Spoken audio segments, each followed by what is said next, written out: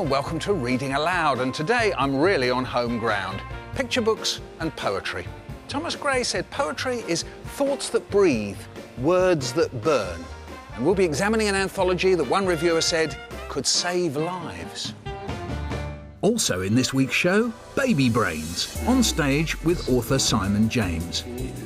His caricature of a clever kid comes to life in the classroom, and it's Poets' Day in Birmingham. Go on, I wandered lonely as a cloud. That's something. Vale and hill. First, a book I love and wish that I'd written. It's Baby Brains. It's the story of an exceptionally talented infant and his pushy parents, written and illustrated by Simon James. It's won him the Red House Children's Book Award, the only publishing prize judged entirely by kids. We caught up with Simon at the Hay Festival. Please give a rousing morning welcome to Simon James.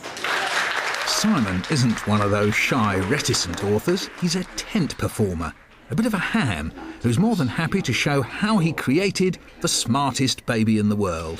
When I draw babies, I like to think of potatoes. It helps, honestly. I was quite interested in the idea of hot-housing children. We're always preparing children for what's next rather than just simply being here. And I felt that it was very interesting that some parents actually want to prepare their children even when they're in the womb by playing tapes of music or soothing them or something. And I wondered what it would be like to go that little bit further and really develop this child's ability. Then you would be born with this incredibly intelligent baby. Does he look very clever, though? No, he doesn't look very clever yet, does he? What could I have around him that would make him look really clever? 10p from your mum, if you can tell me. Computer. Computer. That's fantastic.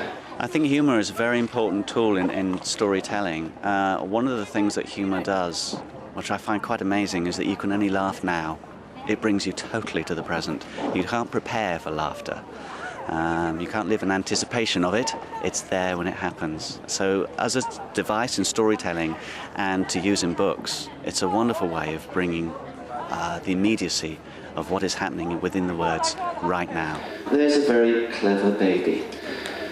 Nice big mobile phone. There we go. In the months before Baby Brains was born, Mrs. Brains was very busy. She read out loud every night to the baby inside her tummy. She played music and foreign languages on headphones to her baby during the day. Mr. and Mrs. Brains wanted to make sure their baby was going to be very clever. And when they brought him home from hospital, Mrs. Brains laid him down in the brand new cot. "Sleep tight, Baby Brains," she whispered. Now the next morning, Mrs. Brains was on her way to get breakfast when she heard some strange noises in the living room. She opened the door and she gasped, because there, inside the living room, on the sofa, was the baby, reading the morning paper. By the afternoon, Baby Brains was helping mend the car. The children at Ronkswood Infant School in Worcester are thoroughly enjoying the exploits of Baby Brains.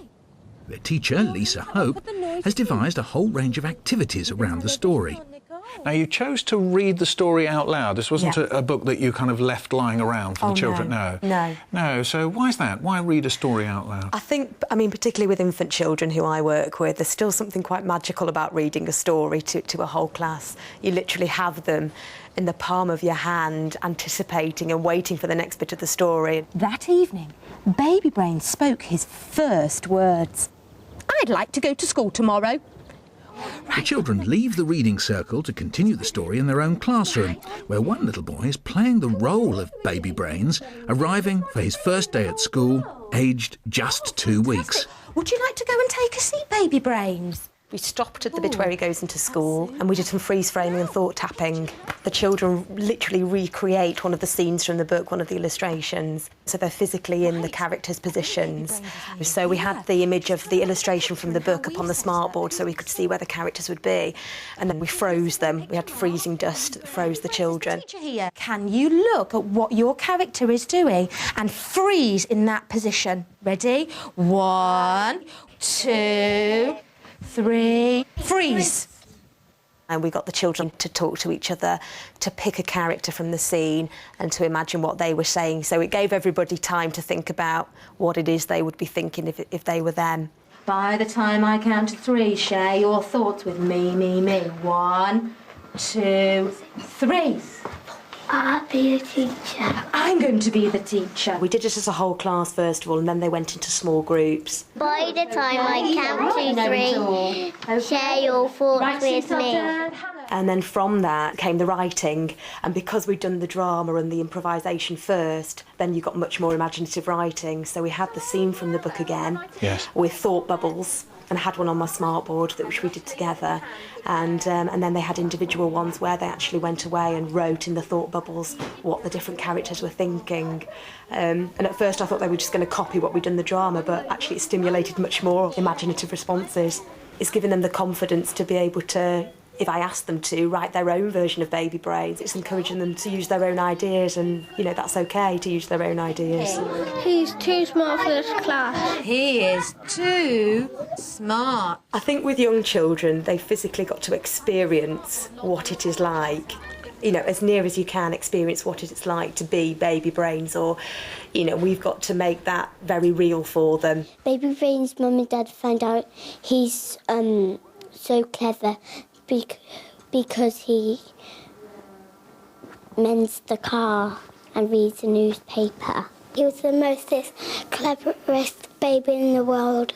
I mean, in a way, the book does say something quite hard about parents, doesn't it? I mean, when you look at it, in a way that the story is saying, you know, some parents, they do want their children to overachieve, and it's a sort of very gentle mickey take, isn't it? Oh, yes. I mean, it's got a mixed message. I don't know whether the children that I teach kind of got that, you know, we're reading it on that level.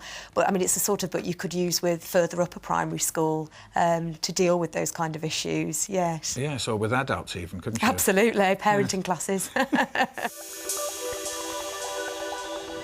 What do people do at times of great stress when the world feels unreal, inhuman and hollow? Well, if the sales of this book, Staying Alive, are anything to go by, they turn to poetry. It's got old favourites like W.H. Auden's Stop the Clocks, From 4 Weddings and a Funeral, and 500 more exceptional poems, and we'll be discussing its merits in a moment. But do people really turn to poetry when the going gets tough? Let's find out. I like cheering myself up with it once in a while. It is a good outlet for stress. I don't really read a lot of poetry, I just one poet. Who's that? Maya Angelou. Maya Angelou, yeah. And why do you like her? She talks a lot of the truth. She talks from the heart. People usually get poetry through music, don't they? You know, like Bob Dylan and yes, things like that. I mean, it's like, I suppose, to ordinary people, but that's poetry, isn't it? Yeah. I probably wouldn't read it. I like to listen to it. Yeah. To get the emotion, to get what the guys are saying. Well, the obvious one. I wandered lonely as a cloud. No. That does something. Vale and hill. I wandered lonely as a cloud, or something like that. Yes. You know, just things that spring to mind. Actually, that's actually an improvement. I wandered lonely as a cloud, or something like that. That's quite a good line. Can you remember any that you liked? No, I didn't like any really. You did not a single one? Not really. Hunting of the Snark. Has to be every time the Hunting of the Snark. I do like some of the serious stuff as well. Yeah. Spike Milligan's done some beautiful stuff. Helen Steiner, she's good. Is she? I don't know her. Helen Steiner. She does all the quotes for like cards and bereavements and stuff like that. She's great. There's a worm outside and he's wriggling on his belly. Why doesn't he come inside and see what's on the telly? That's Spike. That's Spike, yeah. Sometimes I feel I just can't need the things I need in time, and time comes again and again, and it's a fire in which we all burn and turn and think that sometimes I just need to stop and think. Impressive. But does poetry please our panel? We've all been reading the best-selling anthology, Staying Alive. Jane, are you a poetry reader? Yeah, I do. I read poetry every day. I keep Really? it in the loo, by my bed, on my desk. I just like poems. If you're stuck, there's a poem. If you're having a good time, there's a poem. If you're feeling really miserable, there's a poem. And this book is just great for that. Yes, we've got 12 sections there, haven't we, Mike? Let's just run through one or two of those. We've got My People, War and Peace, In and Out of Love, slightly unexpectedly perhaps, Me, the Earth, the Universe. You can't get more ambitious than that, can you? You can't, no. And then finally, The Art of Poetry. Now, did this grab you? Are you a reader of poetry usually?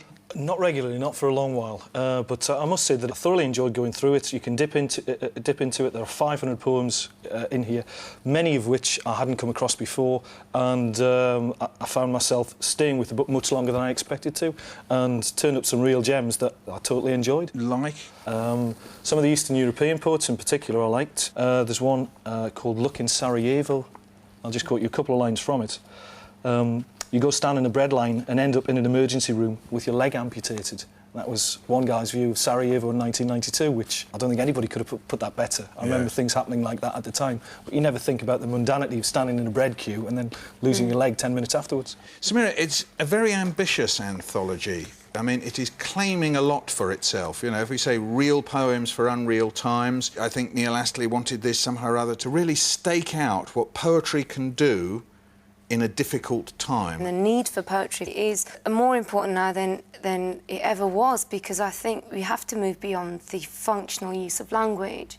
And yeah, I do think that poetry can elevate your soul or confirm your experiences. And how does it do that? If we say, I mean, elevate your soul is fine, how can it do that? I mean, it is just words on the page. I mean, you know, the back of a cereal packet is words on the page, so how can poetry do that? Well, it's just the way that language is put together and meaning is formed through language. And so, again, it's not like the words on the back of a cereal packet because it's not so functional. But it's the fact that a poet chooses the very best words that he or she can and puts them together. There's some absolutely beautiful language in here, and you flick through it, you stop occasionally and just think, yeah, that just rings a bell with me, because I felt exactly the same way. One of the things that poetry is very good at is the moment, isn't it? That whereas extended prose takes us into all the feelings of everybody quite often, or deeper and deeper into one person maybe, poetry is very good at just that little moment and the significance of the moment. Any surprises there for you?